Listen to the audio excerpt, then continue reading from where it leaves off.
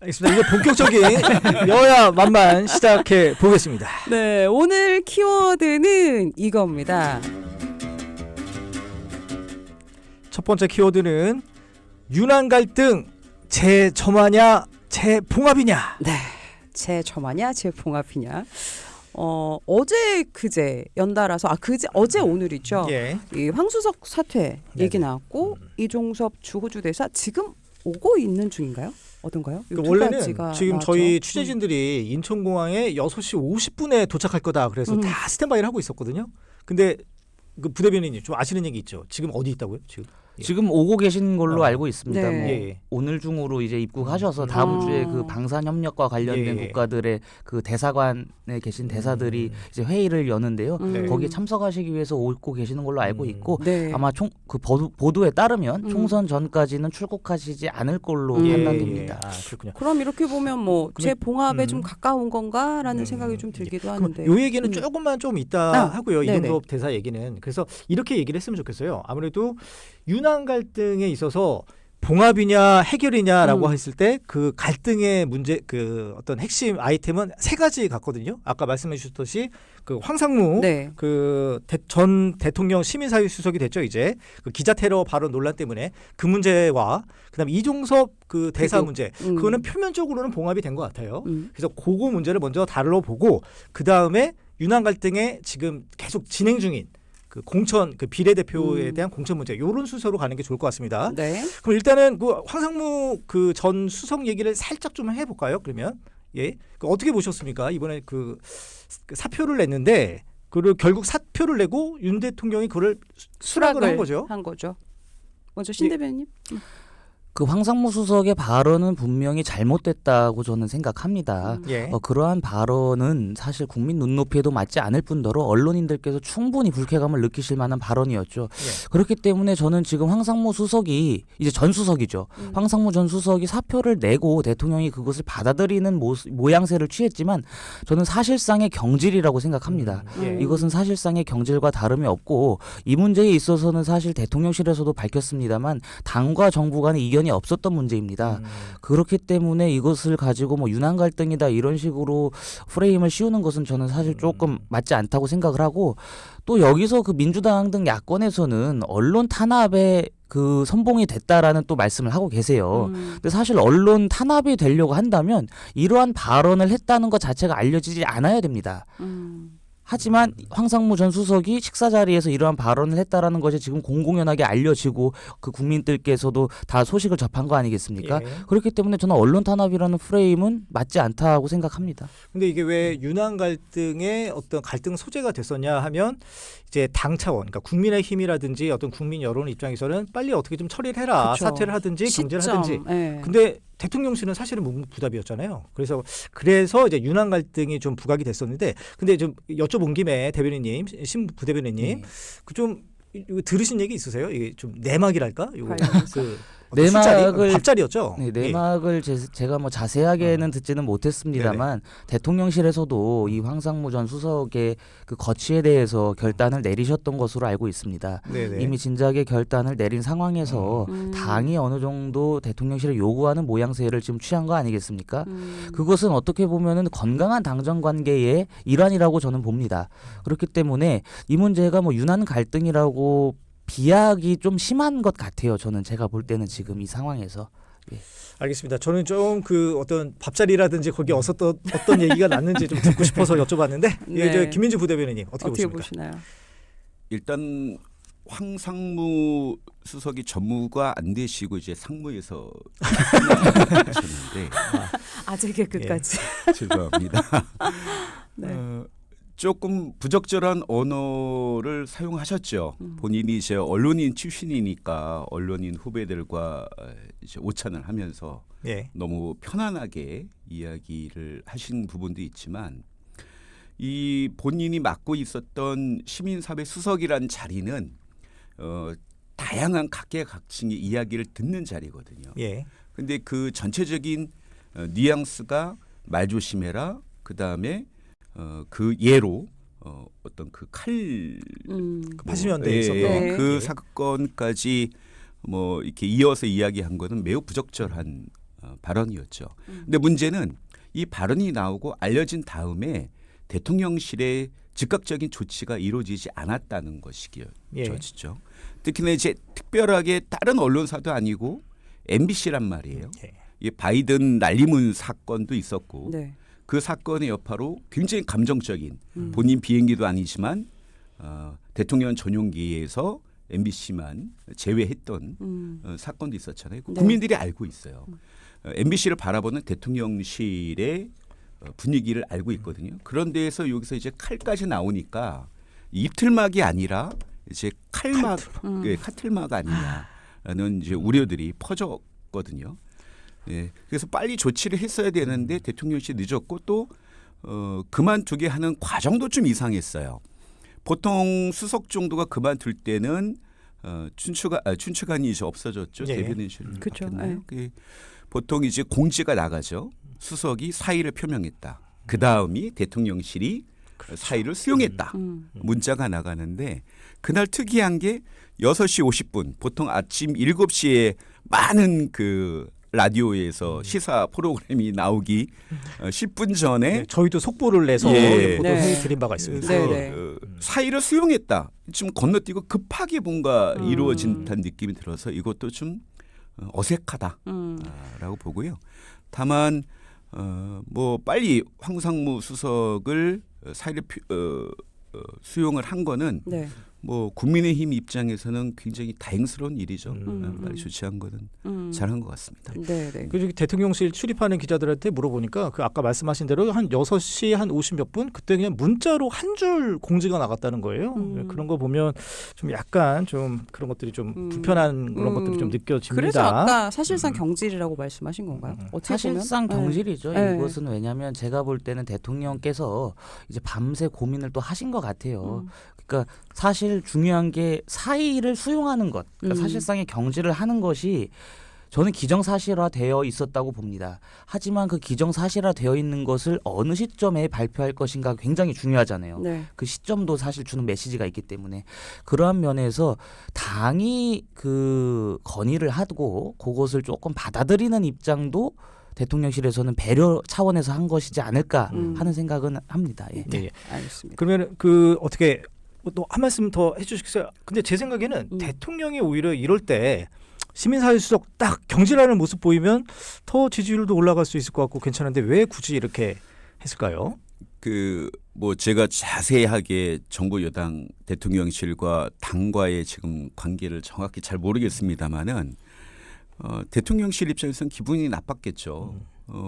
아니 인사권은 대통령실 대통령의 고유 권한인데 당이 한동훈 특히 비대위원장이 먼저 이제 이야기를 해서 요구하는 꼴이 되니까 예. 아 이건 나의 권한인데 그래도 너무 지나친 거 아니야? 아니면 뭐 정무 라인 통해서도 충분히 이야기할 수도 있었던 것인데 이렇게 공개적으로 하면은 나의 권한을 침해하는 네가 어떻게 나한테 이렇게 뭐 이런 느낌이었던 것 같다는 생각이 들고요. 그것 때문인지 어제 그 여의도에서 소위 찌라시에 여러 이야기가 좀 있었죠. 근데 뭐 저는 그게 진실은 아닐 것이다, 사실은 아닐 거라는 생각 때문에 네네. 뭐 자세히 보지는 않았지만 굉장히 대통령실과 그 윤한 갈등 문제, 예. 당 지금 비대위가 아주 그 엄청난 사건이 어제 터질 것 같은 분위기였던 것만은 어제는 좀 있었던 것 같아요. 네, 그러니까 알겠습니다. 제가 네. 이 타임라인을 한번 좀 설명을 드리고 예, 싶은데, 예. 네네. 그러니까 언론 보도에 의하면 토요일 날 이제 대통령 비서실에서 대통령께 이런 보고를 하셨다고 해요. 그러니까 예. 황상무 수석의 사퇴가 불가피한 상황에 이르렀다라는 네. 말씀 보고를 올렸고 대통령이 조금 세심하게 고민을 해보겠다라는 말씀을 또 하셨고 네. 그 다음 날 일요일에 저희가 중앙선대위 첫 그 전체 회의가 열렸습니다. 예. 그 전체 회의에서 그 제가 비공개 회의도 들어갔었는데 그때는 그런 말씀은 없으셨어요. 황상무 네. 수석이나 이종섭 대사와 관련된 말씀 논의는 없었는데 그 이제 오후에 그 막 속보로 떴었던 게 있습니다. 선대위의 고위 관계자, 핵심 관계자가 한동훈 위원장이 대통령실에 황상무 수석 이종섭과 이종섭 대사 문제를 건의할 것이다라는 고위 관계자의 발언이 있었다고 예, 예. 했고 네. 그날 저녁에 한동훈 위원장이 이제 기자들과 만나서 그것을 공식적으로 건의한 것입니다. 그렇기 때문에 뭐 대통령실에서 이것을 뭉개려고 했다라는 것은 제가 볼 때는 조금 아닌 것 같고 예. 다만 대통령실과 당과의 긴밀한 그 논의는 있지 않았을까 하는 생각은 네. 갖고 있습니다. 이 황상문 수석 얘기는 뭐 사퇴를 여기서, 해서 네, 예, 여기서 일단은 결론은 난 하고요. 이야기이고요. 그다음에 표면적으로 봉합 국면에 들어간 건 바로 이종섭 호주 대사 문제인 것 같습니다. 어제 한동훈 비대위원장도 문제 해결 다 됐다 이렇게 또 얘기를 했거든요. 맞아요. 근데 이제 곧 오늘 오전 중에는 이제 우리 귀국을 할 것 같고 오늘 중에. 예. 네, 오늘 중에. 그 김민주 부대변인님 네. 어떻게 이 이종섭 대사 문제 근데 귀국하면 문제 해결되는 겁니까? 아니면 이게 국면 전환용입니까? 소잃고 외양간 고치는 격이다라고 말씀을 드릴 수 있을 것 같아요. 애초에 아마 한동훈 비대위원장의 마음을 좀 들여다본다면 애초에 그러게 왜 이종섭 그 대사를 호주 대사에 급하게 이 시점에 예. 임명을 해서 보낼 이유가 있을까 이런 답답함이 있었을 것 같아요. 특히나 이 호주 대사라는 자리가 우리가 아는 것처럼 뭐 장관급이거나 차관급이거나 하는 자리가 아닙니다. 한 1급 정도 되는 자리예요. 예, 예. 근데 이종섭 장관은 국방부 장관.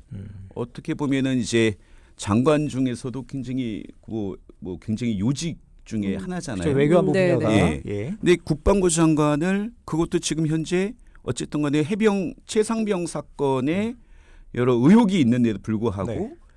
1급 자리에 호주 대사로 임명해서 그리고 그분이 뭐 호주 대사를 잘 하실지 안 하실지 모르겠지만 좀 안 맞는 예. 자리에 급하게 보내는 것 자체가 애초에 이제 단추를 잘못 낀 거죠. 예, 그래서 돌아오셔서 그렇다고 돌아오신 다음에 공수처 수사를 뭐 바로 받으실 것도 아니고 네. 예.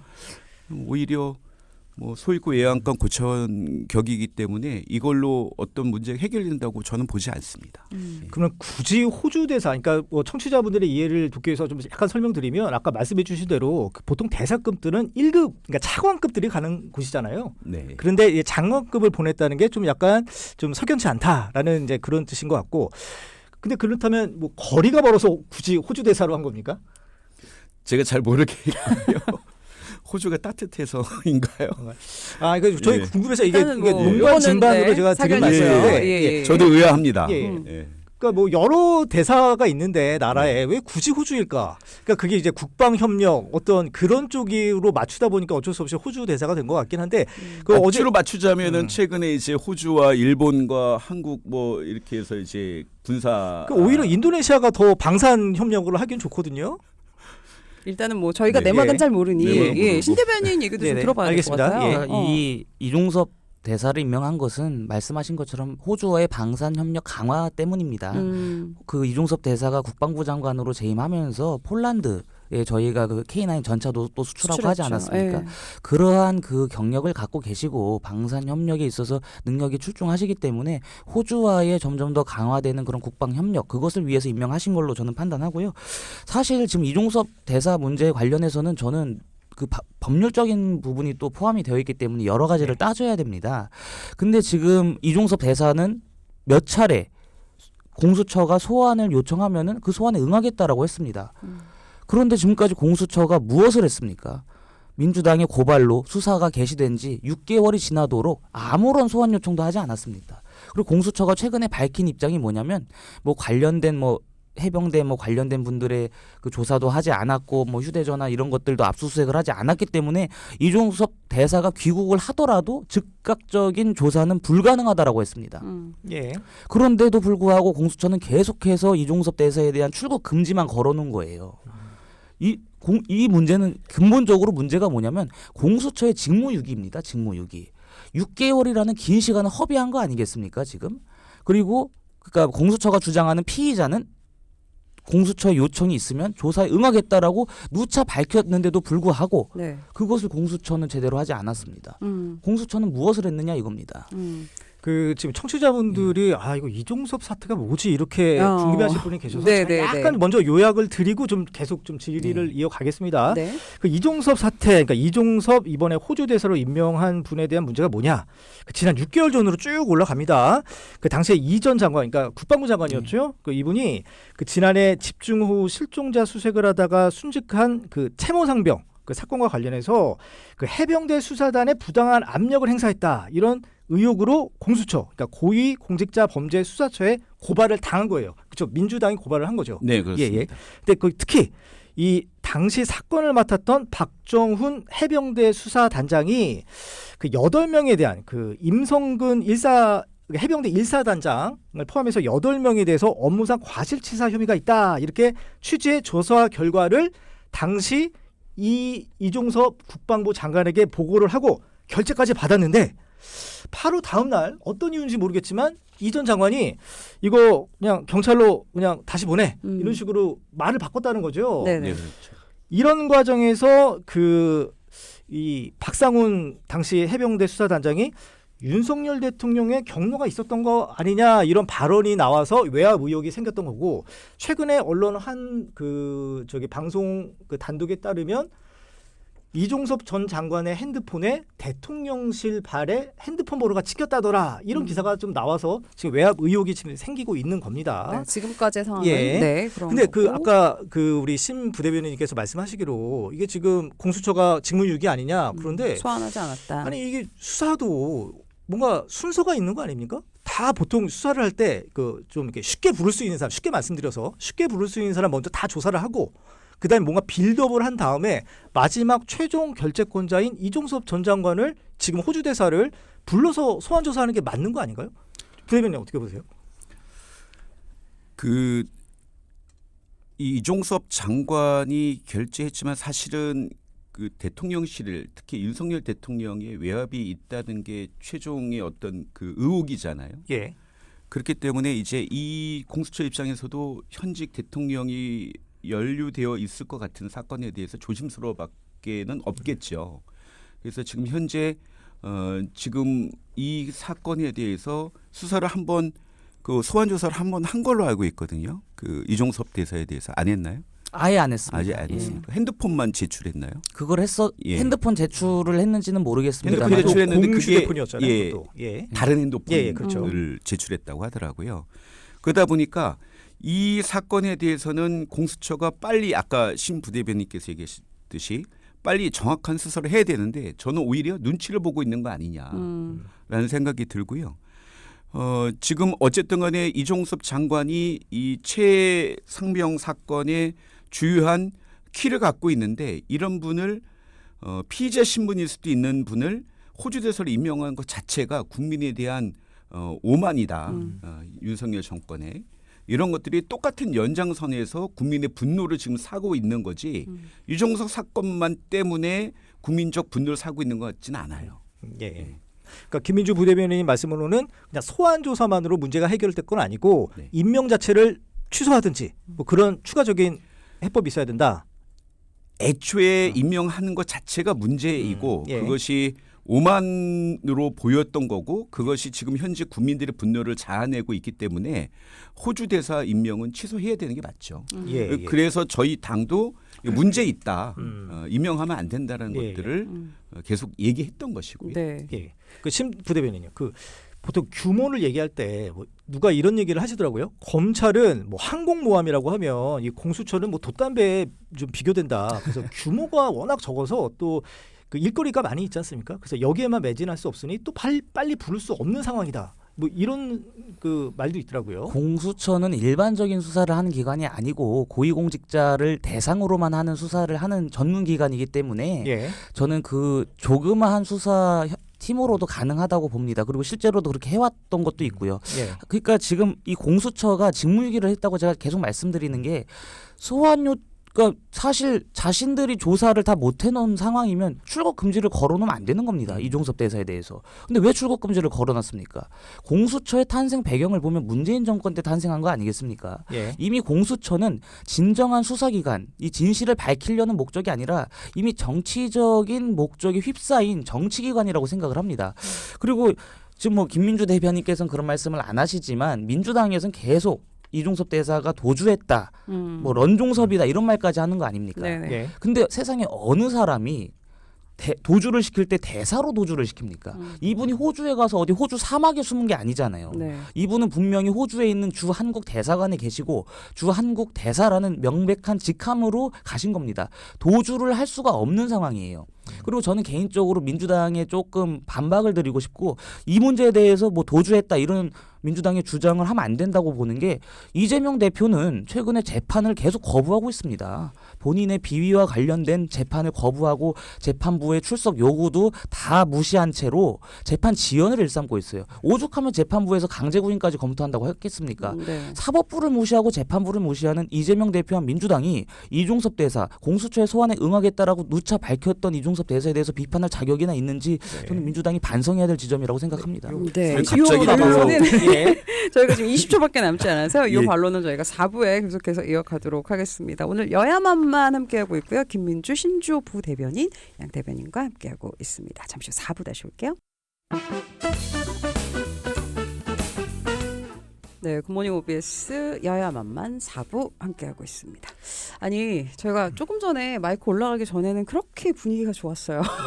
근데 갑자기 이제 또 그럴까요? 부대변인 모드로 장착을 하셨습니다. 예, 아주 할 얘기는 많고 시간은 시간은 부족한데 없고 한 20여 분 예, 남았습니다. 그 우리가 그래도 유난 저- 갈등 그래도 예. 잠깐 그 네. 아까 끊겨갖고 아, 네, 제가 그렇죠, 맞아요. 말씀하려다가 발언권을 드려야 합니다. 이건 예, 예. 인정. 그 네. 공수처 관련돼서는 아까 신 부대변인께서 문제했다고 하는데 저도 동의합니다. 근데 그 원인은 공수처를 근본적으로 싫어하는 이 검찰 출신 윤석열 정권에서 공수처를 힘을 뺀 것도 원인이 있고요. 예. 또 공수처는 지금 현재 윤석열 정권의 정부 기관입니다.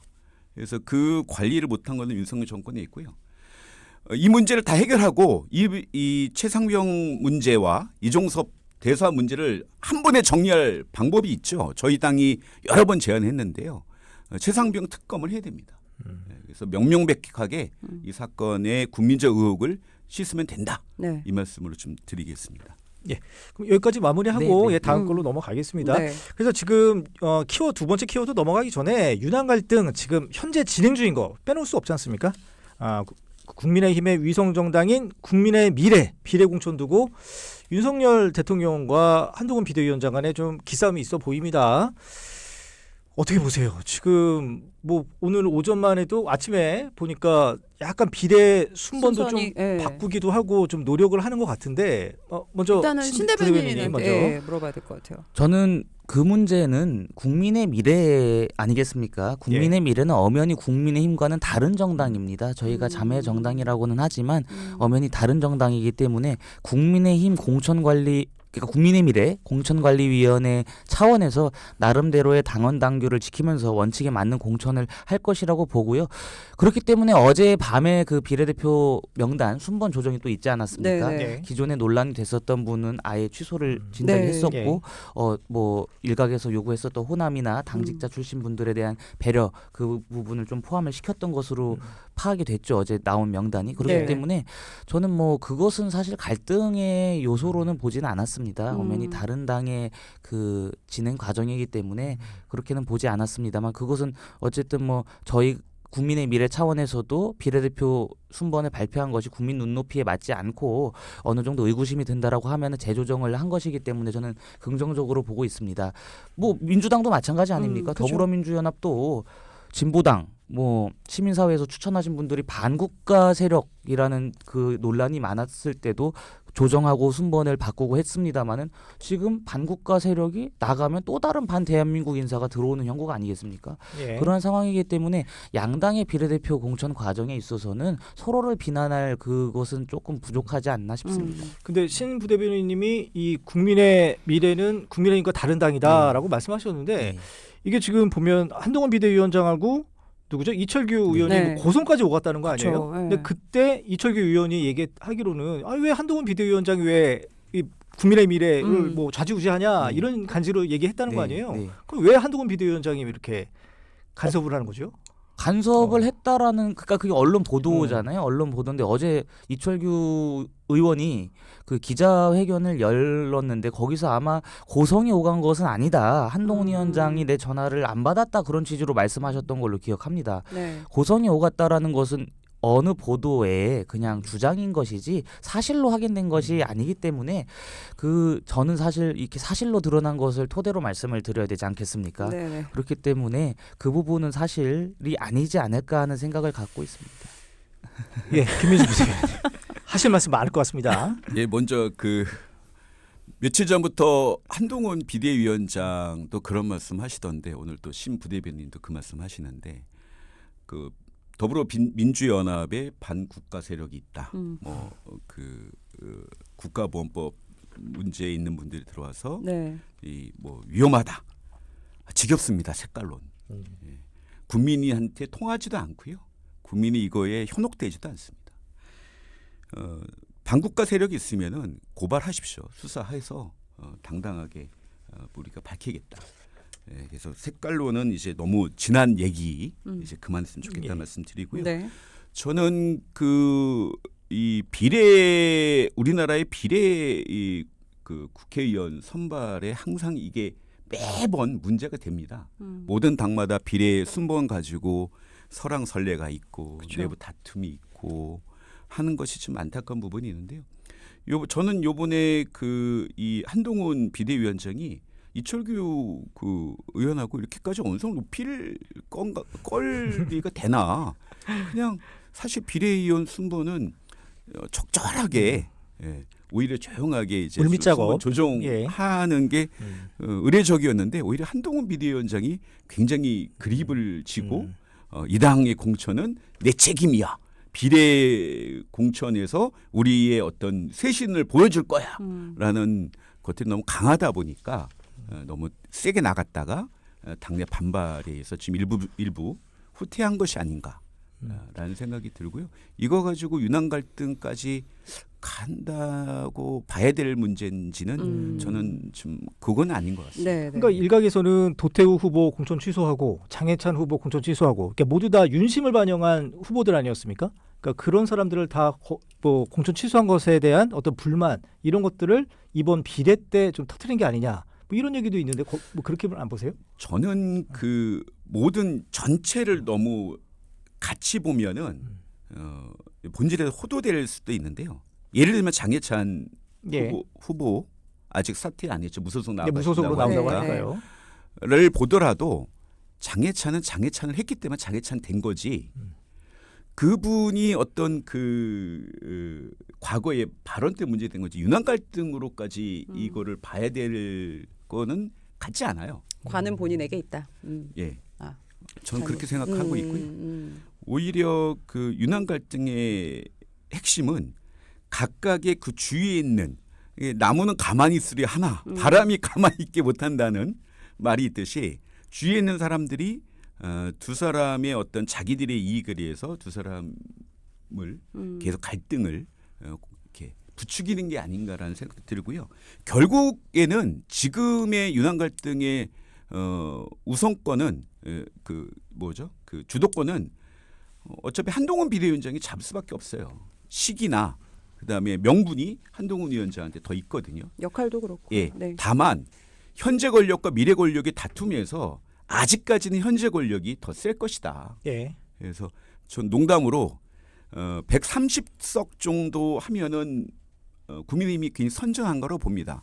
강서구청장 보궐선거에 100석도 어렵다고 했는데 이만큼 올려온 거는 사실은 한동훈 비대위원장의 공이거든요. 그래서 130석 정도 하고 저희가 150석 하고 그래서 선전을 하면 한동훈 비대위원장이 미국에 잠깐 가서 있다 오면 대선 후보가 될 것이고 다만 그 이하로 110석으로 아주 괴멸 정도로 이 총선을 패배한다면 오히려 윤한 갈등이 더 첨예하게 돼서 국힘의 그 전당대회에 저는 한동훈 위원장이 출마할 수도 있다. 일단 이건 예, 김민주 부대변인의 네. 저희의, 의견입니다. 예측입니다. 여기에 지금, 대해서 아니요, 사실 아니요. 그 지금 총 예상 의석수 말씀하셨으니까 아예 그냥 두 번째 키워드로 가시죠. 시간이 없으니까. 그냥 바로 연결해야 예. 될 것 같아요. 저희가 부대변인도 22대 얘기하셔야 총선 될것 예상 같아요. 의석수가 저희 두 번째 키워드였거든요. 네, 맞아요. 일단 우선 신 부대변인님 얘기하시죠. 예. 총선 예상 의석수 몇 석입니까? 사실 134. 앞으로도 그 선거 때까지는 3주 정도가 남았는데 그 사이 몇 번이나 더 출렁일 겁니다. 선거 예. 판세가 출렁일 그렇죠. 것이기 다음 주에도 때문에 여쭤볼 거예요.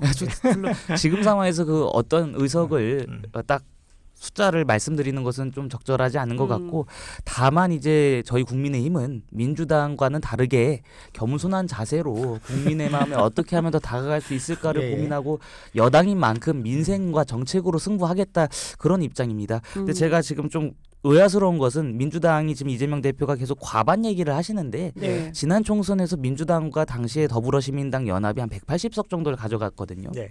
그런데 지금 150석, 151석을 얘기하는 것은 한 30석 가까이가 줄어든 거 아니겠습니까? 네. 그렇다면 그 30석이 왜 줄어들었는지 목표 의석을 그것을 왜 그러한 수치를 냈는지를 먼저 밝히신 다음에 줄어든 의석을 예측할 수밖에 없었던 상황을 국민들께 설명드리고 반성하는 게 먼저라고 생각합니다. 김민주 부대변인님 왜 줄었습니까? 겸손하려고요. 다다익선이죠, 사실은. 예, 최대한 뭐 국민의 지지를 받아서 다다익선인데 지난번 총선에서 모 여권 인사가 200석 얘기했다가 결국 200석이 못 됐다라는 말이 있는데요. 사실은 현실적인 지금까지 150석을 저희 민주당이 넘긴 적은 2번밖에 없어요. 네. 열린우리당 때하고 지난번 총선 네네. 때였고 사실은 현실적이고 그다음에 국민의 지지를 보면은 지난주 얘기했던 한병도 전략기획위원장의 말씀 153석 전후가 목표다. 이 정도 말씀드리고 싶습니다. 네. 이제 네. 시간이 얼마 남지 예. 않아서 원래는 저희, 원래는 당초에 이렇게 총선 예상 의석수 한 다음에 저희 뭐 서울 경기 이렇게 딱 한번 판세 좀 분석해 보려고 했는데 그 시간상 그리고 또 기계적인 또 저희가 또 조율을 또 해야 되지 않습니까? 그렇죠. 그래서 민주당의 어떤 변수가 될 만한 그 민주당과 조국 혁신당 얘기 좀 해보고 싶습니다. 네. 네. 좀 분위기가 지난 보름이었나요? 그때 처음에 조국 혁신당 대표랑 이재명 더불어민주당 대표랑 만났을 때만 해도 분위기가 되게 좋았는데 나쁘지 않았죠. 요즘 약간 좀 냉랭한 것 같기도 합니다. 근데 먼저 그러면 김민주 부대변인한테 먼저 네. 얘기를 듣죠. 네. 그 지민 비조였다가 최근에 이제 비조 지민으로 바꿨죠. 풀어서 설명해 주십시오. 지역구는 민주당, 비례는 조국혁신당에서 이제는 비례는 조국혁신당, 지역구는 민주당. 즉 이 말은 그 말씀대로 조국혁신당이 선전하는 것이 전체 총선판을 흥미진진하게 만들죠. 그래서 지금 다소 거칠었던 민주당 공천 과정에 실망했던 민주당 지지층이나 아니면 이번 선거에 투표를 하지 않으려고 했던 부동층을 갖다가 적극적으로 총선 투표장에 이끄는 역할을 지금 조국혁신당이 하고 있다라고 네. 보고 있고요. 또 이렇게 많은 분들이 투표장에 나오시면 저희가 항상 보면은 55%에서 60%가 굉장히 중요한데 60% 이상 투표율이면 저 민주당이 좀 유리했던 것 같고요. 네네. 역대 선거 결과를 보면 55% 미만이면 저희 민주당이 좀 불리했습니다. 예. 그래서 저희 민주당이나 진보 진영의 승리를 위해서 조국 혁신당이 내걸었던 예인선 역할 뭐 이런 것들을 충실히 하고 있다라고 봐야 되는데 문제는 이러다 보니까 저희 민주비례연합의 의석수가 다소 비상이 걸린 건 사실입니다. 그러나 결국 총선 즈음에 가면 저희 민주당원 중심의 지지층들이 저희 비례 민주연합에 더 많은 표를 주시리라 보고 있고요. 한 10석 정도를 처음에 목표로 했었잖아요. 네, 조국 맞아요. 시장이. 지금은 이제 의석수를 더 많이 높게 보는데 10석도 사실은 굉장히 선전한 거니까 네, 저는 예. 좋게 그런 정도 결과가 나오고 비례민주연합에 더 많은 힘을 실어주시기를 부탁드리겠습니다. 최근에 조사된 여론조사 제가 좀 잠깐 소개해드리면 비례정당 지지율이 국민의 미래가 35.3% 그리고 그 더불어민주당의 위성정당인 더불어민주연합이 19.2%인데 조국혁신당이 30.2%거든요. 그러니까 상당히 진짜 높은 거죠. 네, 여기서 그 여론조사 얘기는 조금 이따 제가 더 해드리고요. 여기에 대해서 어떻게 어떻게 생각하십니까? 네, 신부대변인. 지금 더불어민주연합의 비례대표 순번을 정하는 과정이 사실 국민적인 시각에 맞지 않고 아까 말씀드렸던 것처럼 뭐 내란 선동을 옹호했던 분들이 계속해서 그 명단에 포함되고 있는 실정이기 때문에 예. 거기에 실망한 분들이 조국혁신당으로 향하는 것은 당연한 것이죠. 여론조사상으로는. 근데 저는 개인적으로 과연 조국혁신당을 향한 이 지지세가 선거 당일까지 이어질지는 개인적으로는 의문입니다. 왜냐하면은 그 선거가 임박해질수록 사실 유권자로서는 거대 양당에 몰아주려는 심리가 강해질 수밖에 없어요. 그러니까 지난 총선, 그러니까 21대 선거에서도 보면은 저희 미래한국당, 미래통합당이 위성정당이 미래한국당이 있었고 안철수 당시 대표가 이렇게 주도했었던 국민의당이 있었어요. 네. 근데 그 당시에 국민의당도 미래한국당의 공천 과정이 잡음이 좀 많았는데 거기에 실망한 분들이 국민의당을 지지하는 여론조사 지지세가 확인이 됐었습니다마는 막상 선거 개표를 해보니까 국민의당은 단 3석밖에 못 가져갔습니다. 예. 네. 당시에 뭐 많은 선거 전문가들이 여론조사를 기반으로 판단하기에는 국민의당이 뭐 8석에서 10석 사이를 가져갈 것이라고 했습니다마는 그 반타작도 못했었거든요. 실제로. 그렇기 때문에 저는 조국혁신당이 이 지지세가 선거 당일까지 이어질지는 저희가 조금 더 지켜봐야 된다고 생각을 합니다. 네. 게다가 여기 지금 조국혁신당의 그 비례 안정권이라고 할 수 있는 10번 안에 본인들 판세 분석으로 안정권이라고 할 수 있는 10번 안에 포함된 인사들 중에 4명이 지금 범죄 혐의를 갖고 계신 분들이고 한 분은 아예 유죄 판단이 나신 분이에요. 네. 예. 절반 가까이가 그 범죄자 명단으로 지금 꾸려진 조국혁신당이기 때문에 그러한 정당을 향해서 과연 국민들이 지지를 계속 하실 것이냐 저는 조금 의아합니다. 예. 그 원래 당초에 이제 두 당 간에 그 민주당과 그 조국혁신당이 협력은 한데 연대를 하지 않는다라는 게 뭐 기존 틀이었는데 그 요즘 민주당 관계자 얘기 나오면 좀 셉니다. 뭐 조국혁신당은 다른 당이다. 무조건 일당을 지켜야 된다. 뭐 이렇게 얘기를 하고 있고요. 그리고 조국혁신당 쪽에서는 이른바 뷔페론.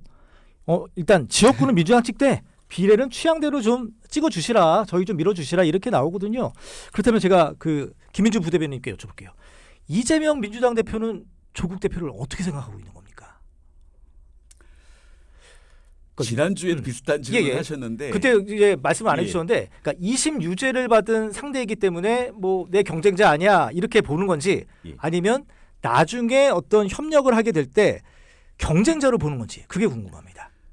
그 제가 이재명 대표님하고 사석에서 이 정도 이야기 나눌 그게 안 돼서 정확히는 말씀 못 드리겠습니다. 다만 지금 현재 조국 혁신당이 이렇게 선전하고 있는 이유 2가지를 말씀을 드리면, 첫 번째는 지금 아까 비슷하게 얘기했지만 더불어민주연합의 이 리스트를, 후보 리스트를 보면 예. 우리 민주당 인사보다는 아까 얘기한 진보당이나 시민 추천 분들이 많으시죠. 예. 저희 민주당원들한테는 트라우마가 하나 있어요. 조정훈 트라우마. 그래서 이렇게 들어와서 시대 전환에서 그렇죠.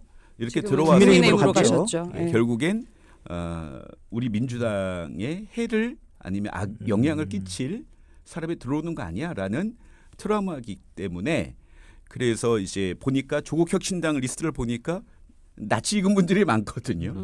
예, 그 이유가 있고, 아까 얘기한 대로 조국 대표의 사법 문제에 대해서는 저희 내부에서도 진보 진영에서도 뭐 양비가 나누죠. 예. 그러나 아직까지는 제3심 대법원의 판단이 남아있기 때문에 무정추제 원칙에 의해서 또 법적인 그 피선거권이라고 할까요? 그것이 남아있기 때문에 네.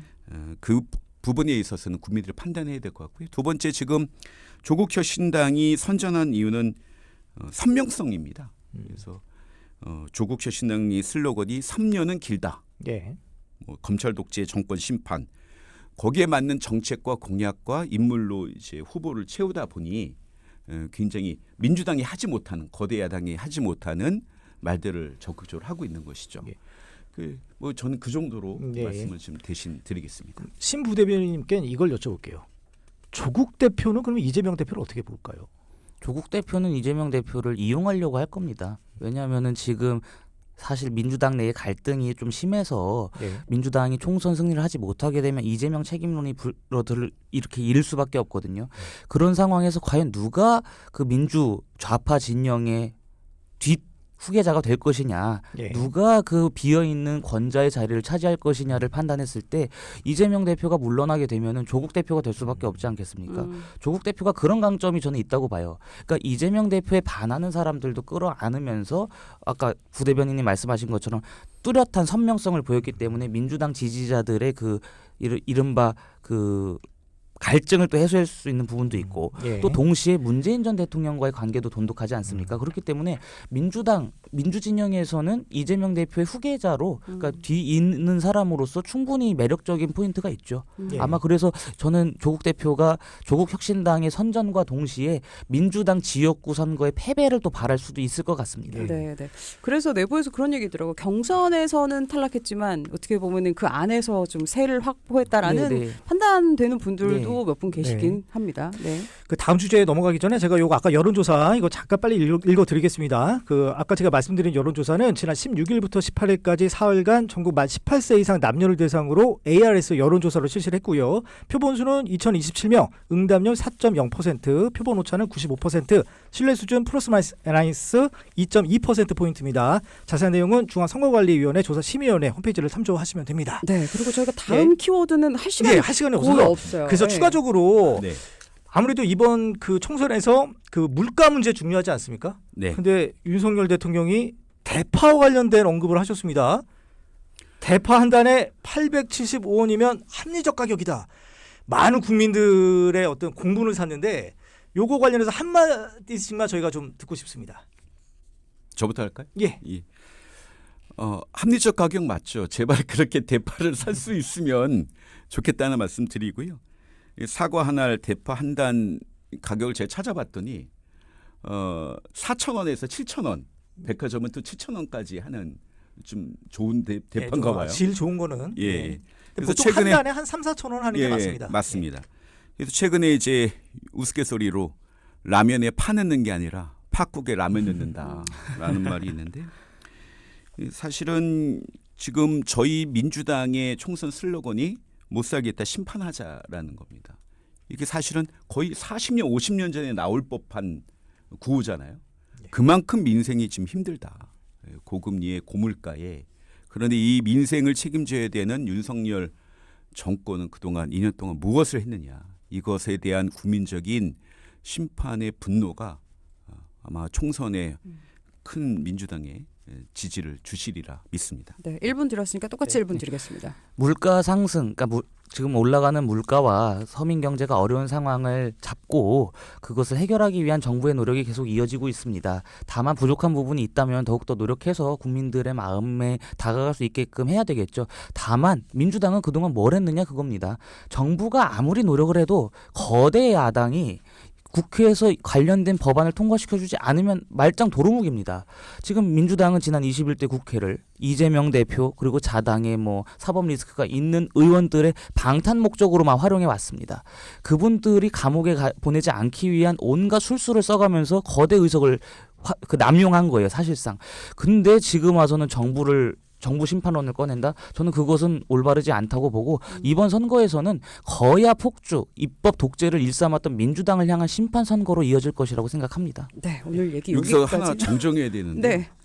그 민생과 경제에 대해서 대화 타협을 하자고 저희 이재명 대표가 한 4차례에 걸쳐서 윤석열 대통령께 여야 영수회담을 제안했으나 거부당했다는 말씀 드리겠습니다. 네. 하실 말씀 없으시죠?